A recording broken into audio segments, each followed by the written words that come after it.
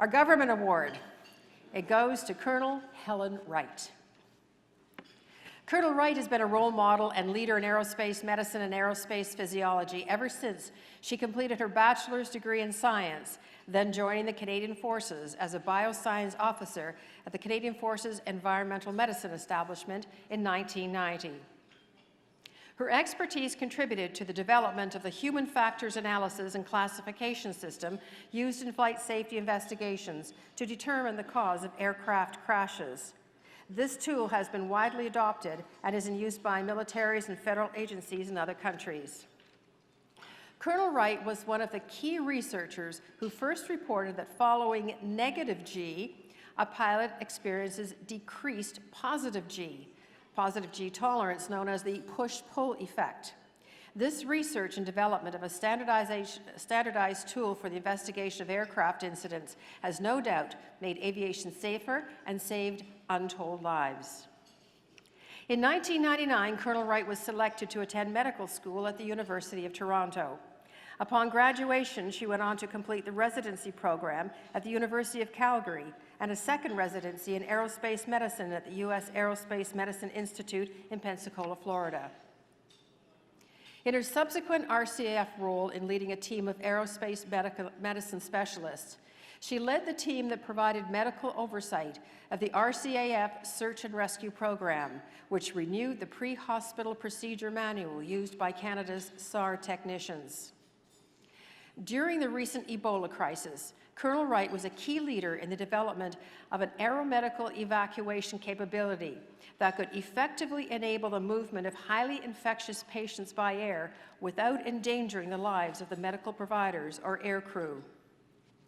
In 2005, she deployed to Pakistan, where she provided medical care to communities cut off by that devastating earthquake. Subsequently, she deployed to Kandahar, Afghanistan for 8 months, where she provided medical assistance to our troops and managed extreme war trauma services. In addition to providing medical aid, she ensured our wounded personnel were safely evacuated to Europe via the aeromedical evacuation system. Colonel Wright is currently deployed to Baghdad to assist in the rebuilding of the Iraqi healthcare system. As part of this mission, she's developing an aeromedical evacuation system for the Iraqi government.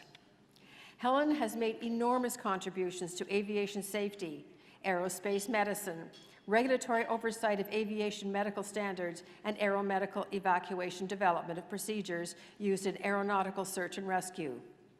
While she is far too humble to resort to self-promotion, her subordinates, peers, colleagues, and supervisors regularly say that she is a woman whose accomplishments inspire all of us. So, ladies and gentlemen, Colonel Helen Wright.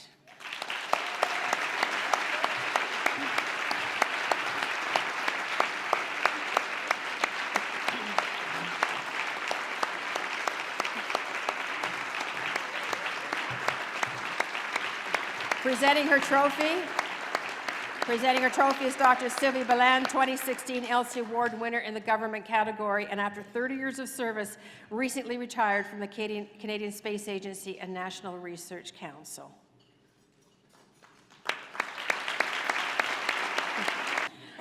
Thank you so much. I first want to acknowledge the foundation and the folks that the team that put together this evening, even in such a small way as being one of the folks that is honored tonight to be part of the group that is really highlighting the opportunities that we have for women in aviation and in support of aviation, like my career has been. It's such a terrific effort, and I'm so pleased to be part of it in such a small way. I'm also incredibly honored to be part of the group of women that are getting awards this evening. I mostly feel like I'm still getting away with a career that's been incredibly interesting, fun, exciting, new opportunities all the time. And so to be honored for really just doing something that was selfishly an exciting a career to do is great. But I think what it does is underlines just how exciting the career is, whether you're a pilot or someone more directly in aviation, or someone like myself who's in support of aviation, how truly exciting some of these careers can be. But of course, you don't do these things alone. And so I have actually part of my support team is here tonight, so table 8. Woo-hoo.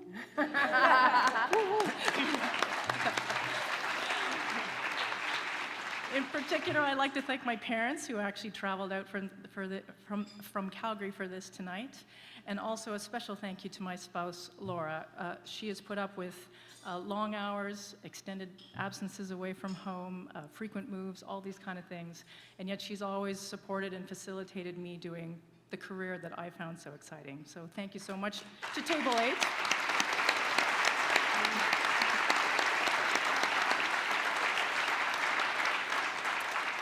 And thank you again. I just can't tell you how incredibly honored I am to be amongst the group of people this evening. Thanks so much.